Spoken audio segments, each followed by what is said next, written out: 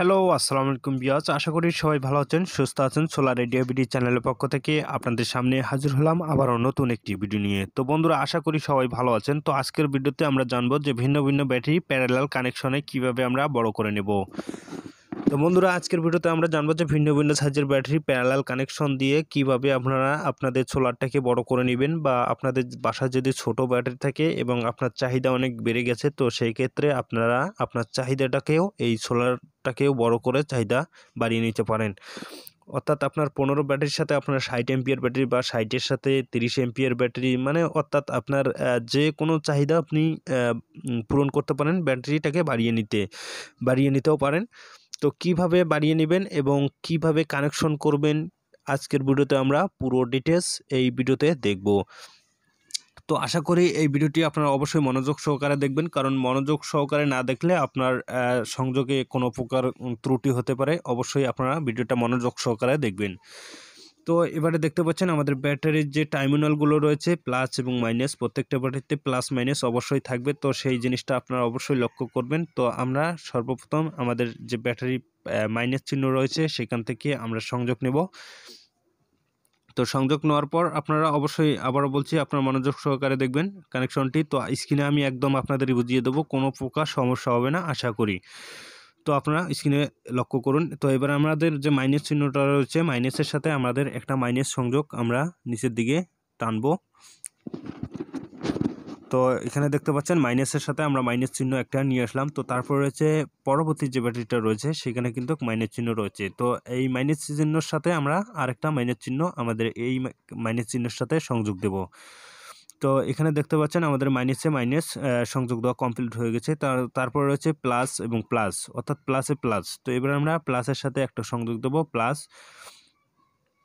তো আপনারা মনোযোগ সহকারে দেখবেন, প্লাসের সাথে আমরা একটা প্লাসের সংযোগ দিয়ে দেব। তো তারপর রয়েছে অপোজিট যে ব্যাটারিটা রয়েছে সেটার প্লাসের সাথে এখানে আমরা প্লাসের সংযোগ দিয়ে দেব।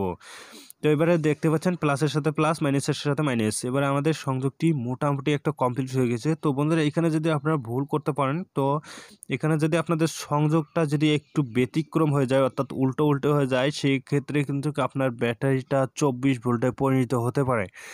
আর 24 ভোল্টে পরিণত হলে আপনার কি সমস্যা হতে পারে সেটাও আমি বলে দিচ্ছি। তো 24 ভোল্টের যদি এই সংযোগটা হয়ে যায়, তো আপনার যে আগের সংযোগটা রয়েছে, অর্থাৎ আপনার সার্ভিস যে কানেকশন, মিটার, তারপর রয়েছে লাইট, অর্থাৎ 12 ভোল্টের যে আপনার যে সরঞ্জামগুলো রয়েছে সেগুলোর সাথে সংযোগ দেওয়ার কারণে কিন্তু আপনার এই 24 ভোল্টের মাধ্যমে আপনার জিনিসগুলো সব কিছু কিন্তু পুড়ে ছাই হতে পারে।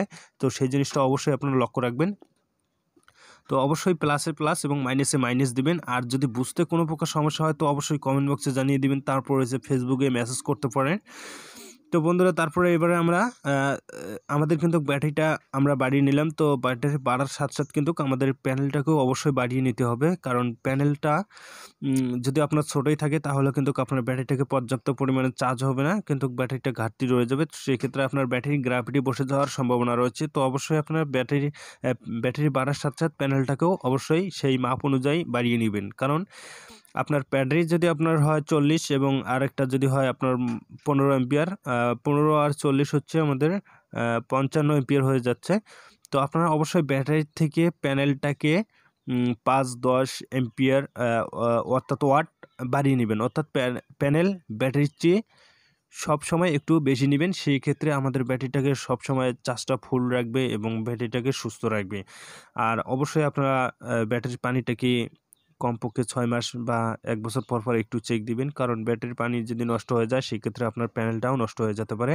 তো বন্ধুরা, এবারে বলছি, এই ভিডিওর ডিসক্রিপশন বক্সে অনেক ভিডিও পাবেন, সেখান থেকেও ভিডিও দেখে আসতে পারেন। তো ভিউয়ার্স, ভালো থাকুন, সুস্থ থাকুন, আবার দেখা হবে নতুন করে। আল্লাহ হাফেজ।